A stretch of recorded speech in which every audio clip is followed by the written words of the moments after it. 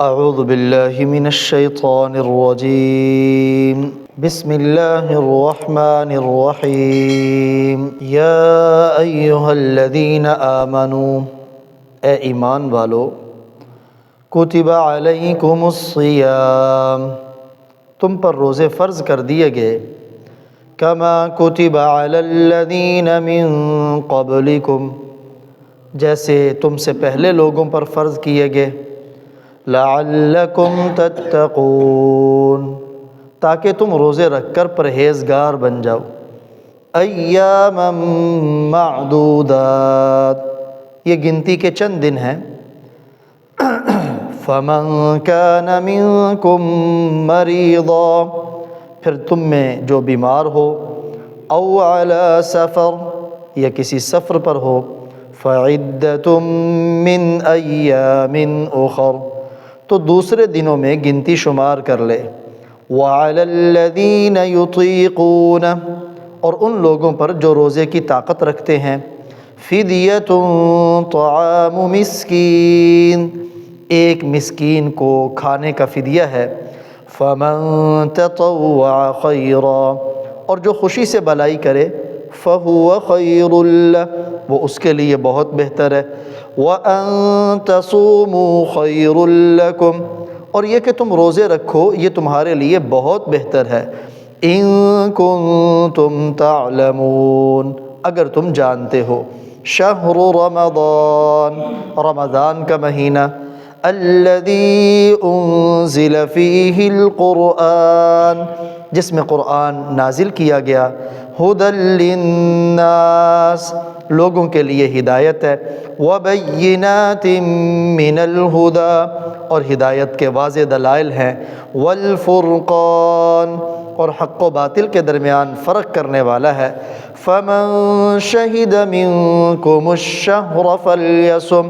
تم میں سے جو اس رمضان کے مہینے کو پائے پس چاہیے کہ اس کے روزے رکھے ومن کان مریضا اور جو شخص بیمار ہو او علی سفر یا کسی سفر پر ہو فعدۃ من ایام اخر تو دوسرے دنوں میں گنتی شمار کرے یرید اللہ بکم الیسر اللہ تمہارے ساتھ آسانی چاہتے ہیں ولا یرید بکم العسر اور تمہارے لیے تنگی اور دشواری نہیں چاہتے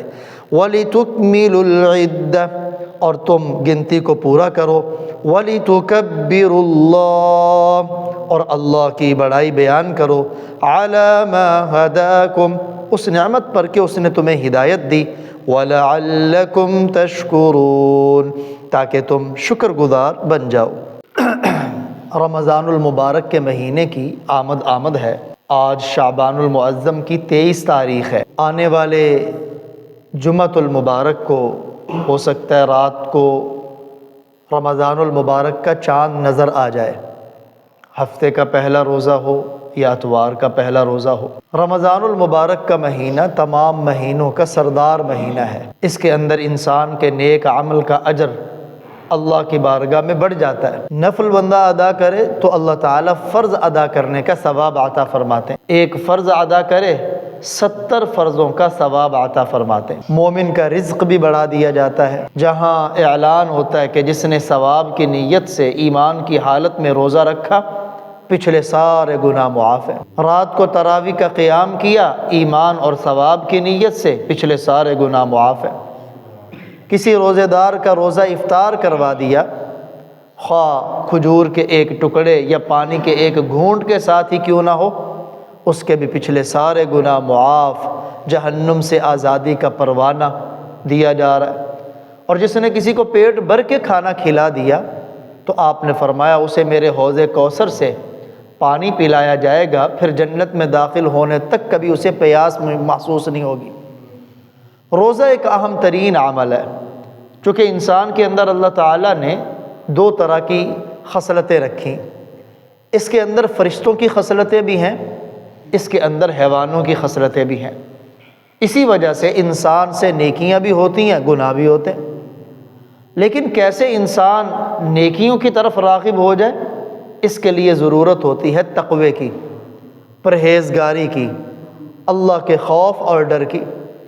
یہ تقوی اور پرہیزگاری کیسے آتی ہے؟ اس کا سب سے بڑا ذریعہ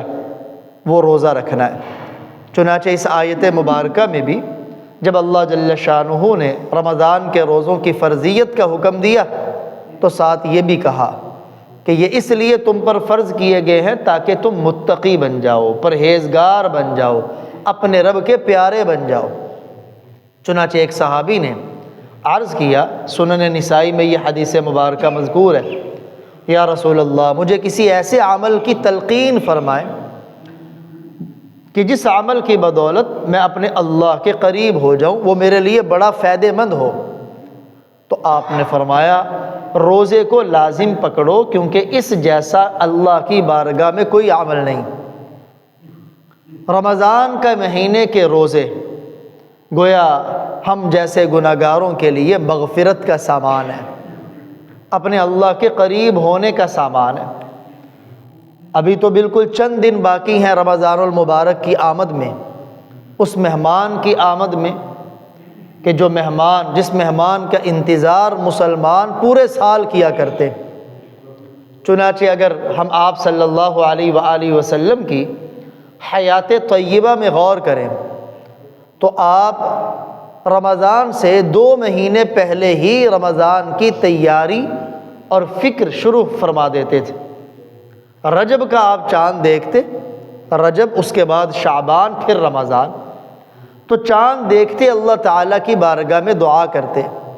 اللہم بارک لنا فی رجب و شعبان، اے اللہ ہمارے لیے رجب میں بھی برکت دے اور شعبان میں بھی برکت دے۔ اور ایک حدیث میں وبارک لنا فی رمضان، ہمارے لیے رمضان میں بھی برکت دے۔ دوسری حدیث مبارکہ میں وبلغنا رمضان، ان دونوں مہینوں میں ہمیں برکت عطا فرما اور خیر و عافیت کے ساتھ ہمیں رمضان تک پہنچا۔ 2 مہینے پہلے ہی رمضان کو پانے کی دعاؤں کا اہتمام کیا جا رہا ہے۔ اور پھر آپ صلی اللہ علیہ وسلم یہ رمضان سے جو پہلا مہینہ ہے شعبان المعظم، اس مہینے کے کثرت کے ساتھ روزے رکھتے۔ ام المؤمنین طیبہ طاہرہ امی عائشہ صدیقہ سب کہہ دے رضی اللہ تعالی عنہ، وہ فرماتی ہیں کہ شعبان میں آپ یوں روزے رکھتے کہ ہمیں یہ احساس ہوتا کہ اب آپ کوئی بھی روزہ نہیں چھوڑیں گے، اور کبھی چھوڑنے پہ آتے تو یوں ہوتا جیسے آپ روزہ رکھیں گے ہی نہیں۔ لیکن آپ سے شعبان میں زیادہ نفلی روزے رکھنے کی وجہ دریافت کی گئی کہ آپ شعبان میں زیادہ روزے کیوں رکھتے؟ تو آپ صلی اللہ علیہ وآلہ وسلم نے ارشاد فرمایا شعبان میں کثرت سے روزے رکھتا ہوں رمضان کی تعظیم کے لیے، یعنی استقبال کیا جا رہا ہے رمضان کا، رمضان آنے سے پہلے ہی رمضان جیسی اپنی کیفیت بنائی جا رہی ہے، اپنی کیفیت بنائی جا رہی ہے۔ تو ہم بھی آپ صلی اللہ علیہ وسلم کے امتی ہیں، اس مہمان کی آمد سے پہلے کچھ تیاری کر لیں۔ آپ صلی اللہ علیہ وآلہ وسلم تو اس قدر اہتمام فرماتے، یہ جو شعبان کا مہینہ جا رہا ہے نا، آپ ایک ایک دن کو گن گن کر پورا کیا کرتے تھے۔ جس قدر شعبان کی تاریخوں کے یاد رکھنے کا، ان کی حفاظت کرنے کا آپ اہتمام کرتے، اور کسی بھی مہینے کی تاریخوں کو اس قدر یاد رکھنے کا اہتمام نہیں کرتے تھے۔ اب یہ بھی سنت ہے امت مسلمہ کے لیے کہ ہمیں شعبان المعظم کی ایک ایک تاریخ معلوم ہو، ایک ایک تاریخ معلوم۔ جیسے میں نے عرض کیا آج 23 تاریخ ہے، اور پھر آپ صلی اللہ علیہ وسلم ویسے تو ہر ماہ کا چاند دیکھنا اور اس چاند کو دیکھ کر اپنی امت کو آپ نے ایک دعا بھی سکھلائی، لیکن بالخصوص آپ رمضان المبارک کے چاند دیکھنے کا اہتمام کیا کرتے تھے پابندی کے ساتھ، اور صحابہ کرام اور اپنی امت کو بھی آپ نے تلقین فرمائی کہ 29 شعبان ہوں تو رمضان کے چاند دیکھنے کا اہتمام کرو، نہ نظر آئے تو شعبان کے 30 دن پورے کر لو اور پھر اگلے دن روزہ رکھ لو۔ اور ساتھ دعا بھی آپ نے امت کو سکھائی، اللہم اہلہ علینا بالیمن والایمان، اے اللہ اس چاند کو ہمارے اوپر برکت اور ایمان کے ساتھ طلوع فرما، والسلامتی والاسلام، سلامتی، تندرستی اور اسلام کے ساتھ طلوع فرما، ربی و ربک اللہ۔ پھر چاند کو مخاطب کر کے فرماتے اے چاند میرا اور تیرا رب اللہ ہے۔ تو رمضان المبارک کا اہتمام اس انداز میں کیا جا رہا ہے کہ شعبان کا ایک ایک دن گن گن کر گزارا جا رہا ہے، اور ساتھ رمضان المبارک اس کے لیے ہم بھی پہلے سے فکر شروع کریں۔ فکر اور تیاری کیا ہے کہ یہ جو اپنی خریداری کو ہم رمضان کے مہینے میں پینڈنگ کرتے کہ عید کی شاپنگ رمضان میں، رمضان کے کھانے پینے کی فکر رمضان میں، پھر افطاری کے وقت کھانے پینے کی فکر میں اپنا ٹائم ضائع کر دیتے، تو رمضان میں کھانے پینے کی چیزوں کی خریداری پہلے ہی کر لیں تاکہ رمضان پرسکون ہو، اس میں کسی چیز کی فکر نہ ہو، صرف اللہ اللہ کرنے کی فکر ہو۔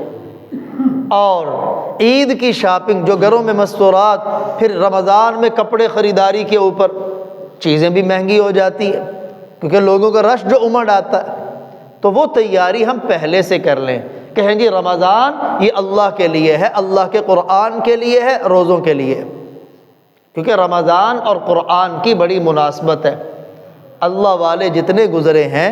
رمضان المبارک میں اپنی تمام مصروفیات کو ایک سائیڈ پہ کر دیتے، صرف قرآن کی تلاوت اور رمضان کا روزہ۔ شہر رمضان، اگر کوئی پوچھے جی رمضان کی تعریف کیا ہے، آپ رمضان کو ڈیفینیٹ کریں، اس کی وضاحت کریں، تو اللہ تعالیٰ قرآن میں فرماتے ہیں شہر رمضان الذی انزل فیہ القرآن۔ رمضان اس کا تعارف ہے کہ اس میں قرآن نازل ہوا، کیونکہ قرآن ایک لوح محفوظ سے آسمان دنیا پر یک بارگی اترا، وہ رمضان میں اترا، لیلۃ القدر میں اترا، اور پھر تھوڑا تھوڑا کر کے 23 سال کے تقریباً عرصہ میں آپ صلی اللہ علیہ وسلم پر نازل ہوا۔ یہ ابتدائی وحی جو پہلی وحی آپ پر اتری تو رمضان المبارک میں اتری۔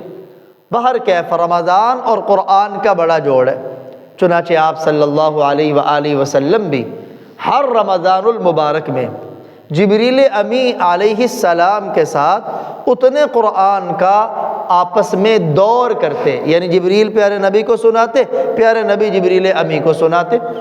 جتنا قرآن نازل ہو چکا ہوتا۔ آپ کی زندگی مبارک کا آخری رمضان آپ نے پورے قرآن کا جبریل امی کے ساتھ 2 مرتبہ دور کیا، 2 مرتبہ سنا اور سنایا، اور یہ امت کو بتایا کہ جس نبی پر قرآن نازل ہوا ہے وہ بھی رمضان المبارک میں قرآن کی تلاوت کا اس قدر اہتمام کرتے۔ پھر رمضان اس کا پہلا عشرہ رحمت ہی رحمت ہے، دوسرا مغفرت ہی مغفرت ہے، اور تیسرا عشرہ جہنم سے آزادی کا ہے۔ پھر رمضان المبارک میں پیارے نبی کی سخاوت تیز آندھی کی طرح ہو جاتی۔ ہم بھی ابھی سے ذہن بنائیں کہ رمضان میں خلق خدا پر، نیکی کے کاموں پر زیادہ سے زیادہ خرچ کریں گے، کیونکہ یہ مومن کا سیزن ہے۔ اسی وجہ سے حدیث مبارکہ میں رمضان المبارک کو اللہ نے اپنا مہینہ قرار دیا کہ یہ اللہ کا مہینہ ہے، حالانکہ سارے مہینے اللہ تعالیٰ کے ہیں، لیکن رمضان کو جو خصوصی اپنا قرار دیا،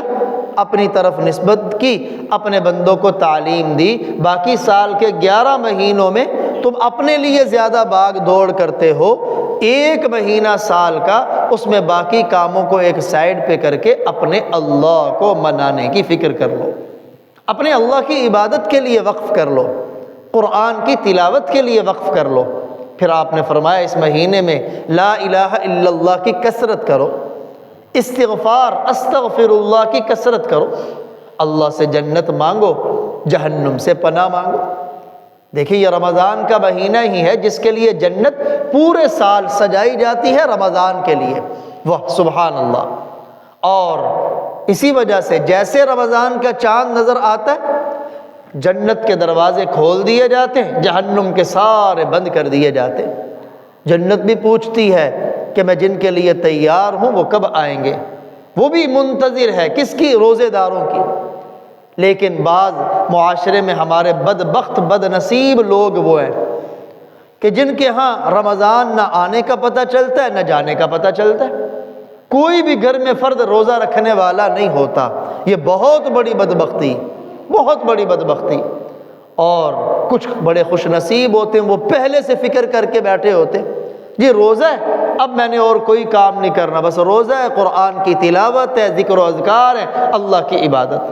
اللہ تعالیٰ مجھے اور آپ کو رمضان کی ابھی سے فکر کرنے کی، تیاری کرنے کی توفیق عطا فرمائے، اور رمضان کے روزے خیر و عافیت سے رکھنے کی، اور اس مہمان کا صحیح معنوں میں اکرام کرنے اور حق ادا کرنے کی توفیق عطا فرمائے۔